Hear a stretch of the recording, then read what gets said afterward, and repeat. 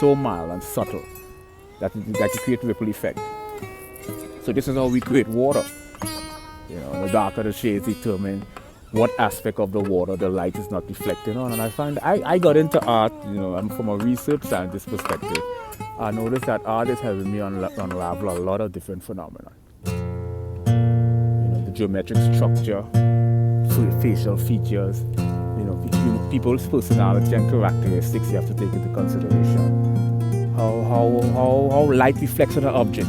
So you have light that's reflecting on an object, and it's created a shadow.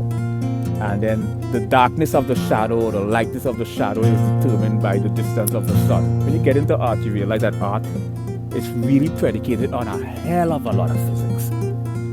Because if you understand how light and the electromagnetic spectrum operate, you would notice that the reason why, let's say an apple, hypothetically an apple, why is the apple shade dark? The apple shade is dark is because you see the darkness of the shade, we can determine the distance the object is from the light. It's a fascinating phenomenon. You could calculate